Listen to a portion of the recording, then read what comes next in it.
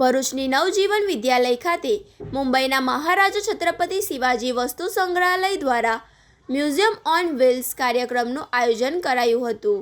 Intake Bharuch chapter સહયોગી સંસ્થા તરીકે મહત્વપૂર્ણ ભૂમિકા ભજવી હતી.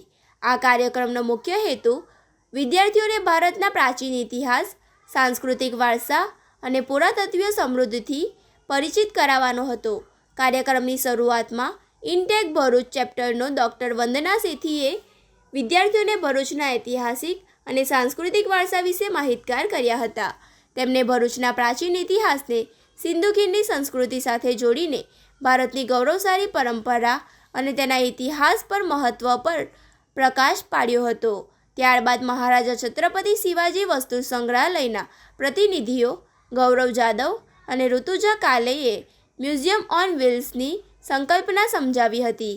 તેમણે જણાવ્યું હતું કે આ દેશભરમાં વિદ્યાર્થીઓ સુધી સંગ્રહાલયમાં રહેતા અમૂલ્ય વારસાને પહોંચાડવાનો એક અનોખો પ્રયાસ છે.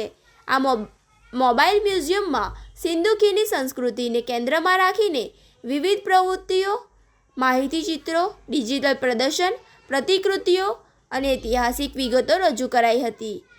વિદ્યાર્થીઓએ ઉત્સાહપૂર્વક આ પ્રદર્શન નિહાળીને પ્રાચીન નગર આયોજન, જીવનશૈલી, કલા, હસ્તકલા તેમજ ભારતના સમૃદ્ધ સાંસ્કૃતિક વારસાને વિસ્તૃત માહિતી મેળવી હતી.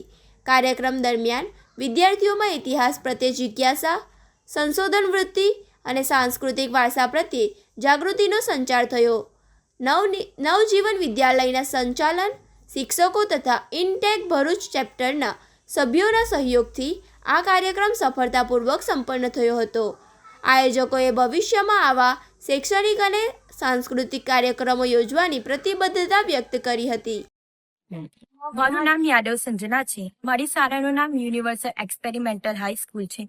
મુંબઈ મહારાષ્ટ્ર છત્રપતિ શિવાજી સંગ્રહાલય વસ્તુઓ અને પૌરાણિક વસ્તુઓ જોવા માટે અમને નવજીવન શાળામાં ઉપસ્થિત કર્યા છે. તેમાં પૌરાણિક વસ્તુઓ જેમ કે સિંધુ ખીણ મૂર્તિઓ, તેઓને જે ખોદકામ કરીને મળી આવતી વસ્તુઓ, સિંધુ ખીણની મૂર્તિઓ, ત્યાં વજન કાંટો, અત્યારના સમયમાં કિલોગ્રામ જેવો વજન કાંટો હોય, ત્યારના સમયમાં આટલું વજનમાં આટલું જ કિલોગ્રામ વસ્તુઓ વજન મૂકવામાં આવતું હતું.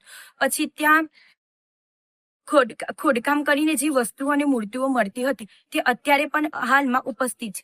જે આપણે જે વસ્તુ બનાવતા હતા તે 3-4 વર્ષમાં તૂટીને નાશ થઈ જાય છે, પણ આ તો 300-400 વર્ષ પહેલાની મૂર્તિઓ યા એમના જે રોજબરોજની વસ્તુમાં રમકડાઓ, જે કોઈ પણ એ લોકો રમત રમતા હતા તે બધી વસ્તુઓ ત્યાં ઉપસ્થિત હતી.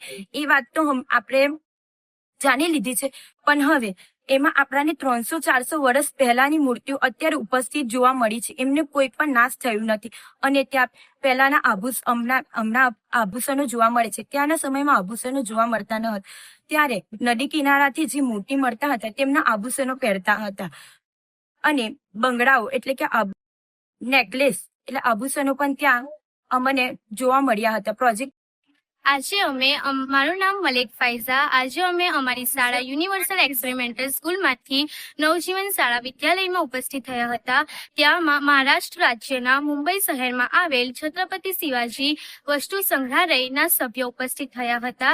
તે લોકોએ અમને આપણી ભારતીય સંસ્કૃતિ વિશે માહિતી આપી હતી અને તે લોકોએ એક પ્રોજેક્ટ તૈયાર કર્યું છે. તેનું નામ છે મ્યુઝિયમ ઓન વ્હીલ.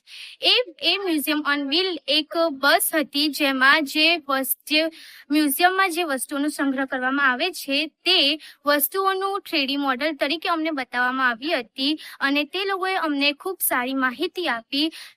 એ સૌ પ્રથમ અમને પ્રાચીન સમયમાં જે આપણી જમીનની અંદર જે વસ્તુઓ દટાઈ ગઈ હોય છે તેમનું એક 3D મોડેલ અમને બતાવ્યું. એના પછી અમને હડપ્પા સભ્યતા વિશે સમજાવવામાં આવ્યું. પછી પ્રાચીન સમયમાં લોકો અનાજ એકઠા કરવા માટે જે કોઠીઓ મોટી યુઝ કરતા હતા તે અમને બતાવવામાં આવી. અને પ્રાચીન સમયમાં જ બાળકો પણ આપણા જેવા રમતો રમતા હતા. પ્રાચીન સમયમાં તે લોકો પણ માટીના રમકડાઓને યુઝ કરતા હતા. તેનું એક 3D મોડેલ અમને બતાવવામાં આવ્યું હતું અને તે લોકોએ અમને આટલી સરસ માહિતી આપી તે બદલ હું એમની આભારી છું. અને આપણી ભરૂચ શહેરમાં આવા પ્રોગ્રામો યોજાતા રહે અને તેથી અમે બધાને આનંદ થાય છે, તેથી હું એમની આભારી છું. Thank you. से आई है और इस बस का नाम म्यूजियम ऑन व्हील्स है. तो ये प्रोजेक्ट ऐसा है कि सब लोग ही मुंबई म्यूजियम देखने आ नहीं सकते, इसीलिए हमने बस में एग्जीबिशन एक प्रदर्शन लगाया है और ये बस महाराष्ट्र और महाराष्ट्र के आजू बाजू के राष्ट्र में घूमते रहती है. ये एक ट्रैवलिंग एग्जीबिशन है, इसीलिए हम उसे म्यूजियम ऑन व्हील्स बोलते हैं. ये म्यूजियम ऑन व्हील्स अभी गुजरात के अहमदाबाद और अभी इस हफ्ते भरूच में अलग अलग स्कूल्स और सेंटर्स में जाने वाला है और बच्चों को सिंधु सरस्वती जो एक प्राचीन सभ्यता है उसके बारे में कुछ जानकारी देने की कोशिश कर रहे हैं. तो इस बस में हमने एक्चुअल रेप्लिका प्रतिकृति है और इन प्रतिकृति के द्वारा उस सभ्यता की जानकारी हम बच्चों तक पहुंचाने की कोशिश कर रहे हैं.